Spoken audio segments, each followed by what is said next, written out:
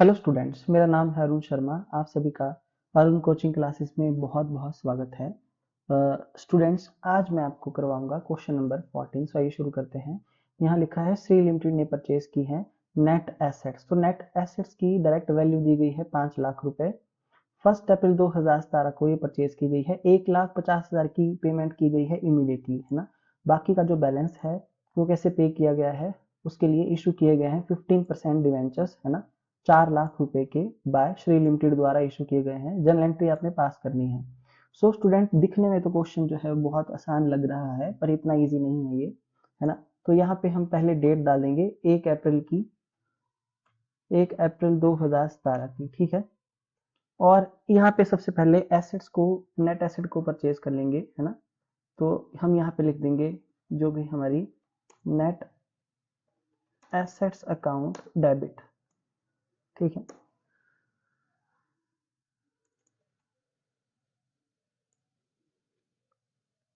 Net assets account debit एक line में यहाँ पे देखिए छोड़ दूंगा। मैं क्यों छोड़ा है आपको भी बताता हूँ। मैं यहाँ लिखूंगा, मैं सॉरी, जो वेंडर है ना, क्योंकि हमारे पास यहाँ पे नाम नहीं दिया गया है ना, टू वेंडर्स अकाउंट, ठीक है।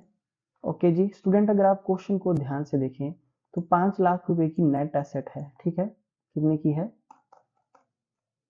5 लाख रुपए की ये नेट एसेट है। ओके, और यहाँ पे क्या बोला गया है कि 4 लाख के तो यहाँ पे हमने क्या दिए हैं, डिवेंचर, और 1,50,000 की पेमेंट भी की है। तो इसका मतलब ये है कि यहाँ पे परचेज कंसिडरेशन क्वेश्चन में हिडन है, तो वो आपको कैलकुलेट करनी पड़ेगी। उसके लिए आपको क्या बनाना पड़ेगा? वर्किंग नोट, है ना। तो यहाँ पे लिखूंगा मैं वर्किंग नोट्स। देखिए आप भी मेरे साथ बनाइए। लिखिए कैलकुलेशन ऑफ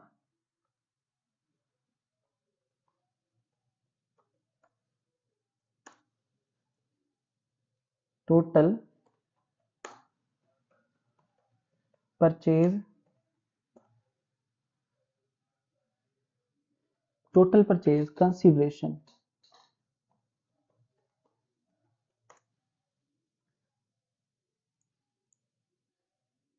ठीक है।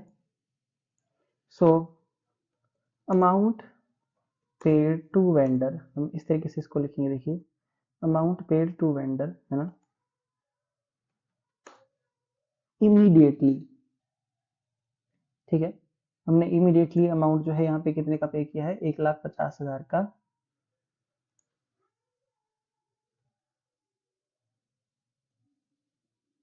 ठीक है। 1,50,000 का अमाउंट जो है हमने पे किया है, तो उसको लिख दिया मैंने यहाँ पे 1,50,000, ठीक है। और दूसरा, balance amount paid by issue of debentures, ठीक है। यहाँ पे हमने इशू की है डिवेंचर, है ना, कितने के? 4 लाख के, ठीक है। तो टोटल जो है यहाँ पे कितना हो गया? 5,50,000। सो स्टूडेंट, ये परचेज कंसिडरेशन हिडन थी क्वेश्चन में, आपके पास नहीं दी गई थी ये। तो हम यहाँ पे लिख देंगे कि total amount of purchase consideration,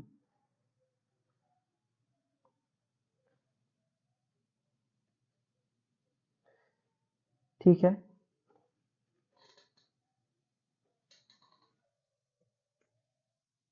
सो ये हमारा टोटल अमाउंट है।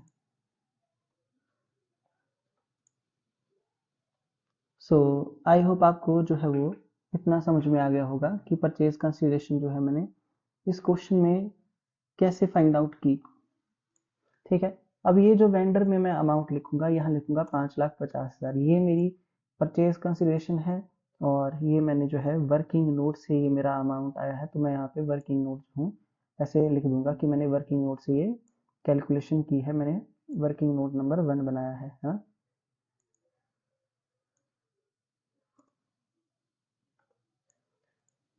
अब यहाँ पे आप देख सकते हैं कि कौन सी साइड छोटी है, यहाँ पे डेबिट, है ना, और क्रेडिट साइड जो हमारी ग्रेटर है। तो मैंने आपको बताया था डिफरेंस अमाउंट क्या होगा? गुडविल, ठीक है। तो यहाँ पे मैं लिख दूंगा गुडविल अकाउंट, है ना, इसको मैं यहाँ पे बैलेंसिंग फिगर लिख दूंगा ब्रैकेट में, ये बैलेंसिंग फिगर है। ओके, ठीक है। तो अब हम यहाँ पे लिख देंगे बीइंग, बीइंग क्या लिखेंगे, being assets purchased from, being assets purchased from vendors. So I hope आपको ये एंट्री मतलब समझ में आ गई होगी। उसके बाद देखिए यहाँ पे क्या बोला गया है कि 1,50,000 हमने मतलब बैंक से पे कर दिया है इमीडिएटली, यानी कि कैश पे किया है इमीडिएटली, यानी कि कैश भी आप बोल सकते हैं, कैश अकाउंट को भी क्रेडिट कर सकते हैं, है ना। वैसे तो कंपनी जो है वो किस में लेन देन करती है, सारा बैंक के थ्रू ही करती है। तो चलिए इस क्वेश्चन में हम पेमेंट जो है कैश से कर देंगे इमीडिएटली, मतलब कैश से कर दिया पेमेंट, है ना। तो वेंडर को जो है टोटल कितना अमाउंट पे करना है, 5,50,000, ठीक है। तो हमने टू कैश अकाउंट जो इमीडिएटली पे कर दिया वो क्वेश्चन में आपके पास दिया गया है ना, वर्किंग नोट में मैंने लिखा 1,50,000, है ना। बाकी के हमने डिवेंचर इशू किए हैं, है ना, तो यहाँ लिख देंगे to 15% debentures account,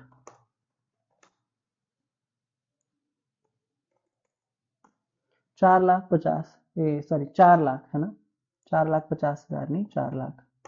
so I hope आपको जो है वो इतना अंडरस्टूड हो गया होगा कि ये एंट्रीज मैंने कैसे पास की, ठीक है। तो हम यहाँ पे लिख देंगे बीइंग, है ना, कि पेमेंट ऑफ परचेज कंसिडरेशन, कि या ऐसा भी लिख सकते हैं 1,50,000 रुपीज, है ना, पेड टू वेंडर, है ना,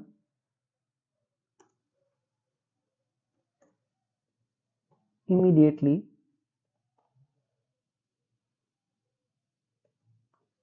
ठीक है, इमीडिएटली हमने अमाउंट जो है यहाँ पे किया है ना, कितना 1,50,000 रुपए,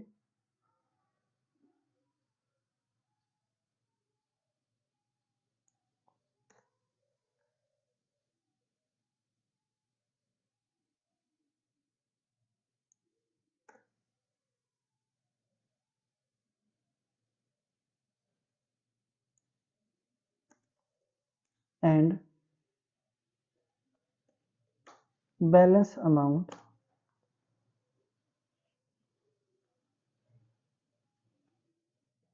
paid by issue of debenture.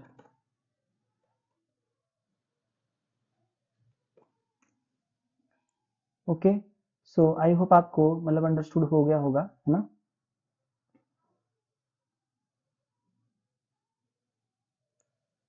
Okay student, so I hope आप मतलब समझ गए होंगे कि किस तरीके से देखिए हमने क्वेश्चन को किया है ना, किस तरीके से ये हमने पेमेंट निकाली है यहाँ पे, है ना, ये दी नहीं गई थी डायरेक्टली, हमको ये कैलकुलेट करनी पड़ी 5,50,000 रुपए। सो क्वेश्चन जो है इंपॉर्टेंट है, वर्किंग नोट आप इसका ध्यान से देख लीजिए, है ना, और ये 2 एंट्रीज जो है इसमें पास होनी थी। सो ये इतना छोटा जैसा क्वेश्चन ये था, है ना, पर एक हिडन पॉइंट था। सो मैंने आपको तसल्ली से जो है ये करवा दिया। सो आई होप आपको समझ में आ गया होगा, ठीक है। ओके जी, अगर स्टूडेंट इसी क्वेश्चन में अगर आपको ये पूछ लिया जाए कि नंबर ऑफ डिवेंचर्स आपने कितने इशू किए हैं, तो उसको आप कैसे कैलकुलेट करेंगे, तो वो भी मैं आपको इसी में बता देता हूँ। Number of debentures to be issued हमने कैसे कैलकुलेट करने हैं, है ना। वर्किंग नोट नंबर 2 आप ऐसे बना लेंगे यहाँ पे, तो इसको लिख लीजिए वर्किंग नोट नंबर 2, ठीक है।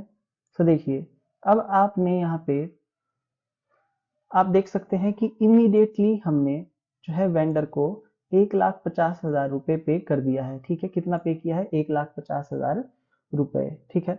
और यहाँ पे जो बैलेंस अमाउंट बच जाता है 4,00,000 का, 4,00,000, है ना, वो हमने कैसे इशू किया है, इशू बाय डिवेंचर से इशू किए हैं, ठीक है। तो यहाँ पे जो बैलेंस अमाउंट है ना, तो पूरा मैं लिख देता हूँ, 5,50,000 की पूरी पेमेंट थी, माइनस हमने जो है वो 1,50,000 पे कर दिया है किसके थ्रू, इस 1,50,000 हमने पे किया है कैश के थ्रू, डिवाइडेड बाय 100 करेंगे, है ना, मतलब जो कैश में पे किया उसको माइनस करने के बाद, है ना, जो हमारे पास बचा, ओके। और इज इक्वल टू ये कितना आएगा, मैं आपके सामने निकाल देता हूँ। देखिए देखिए जी, फिर से मैं आपको बता रहा हूँ, ये आपके आपके लिए ही है। 5,50,000 टोटल पेमेंट पे करनी थी, माइनस करेंगे 1,50,000 जो हमने कैश से पे कर दिया। अब 4 लाख की पेमेंट है, डिवाइडेड बाय 100 करेंगे यहाँ पे, है ना, 4,000। तो नंबर ऑफ डिवेंचर जो है इस केस में 4,000 आएंगे। ठीक है, ऐसा भी आपको पूछा जा सकता है, आपको कुछ भी पूछ सकते हैं एग्जाम में, तो मैंने आपको करके यहाँ पे दिखा दिया है। ठीक है, और एक क्वेश्चन हो जाता है full fledge complete. So I hope आपको समझ में आ गया होगा। सो आज के लिए इतना ही, थैंक यू सो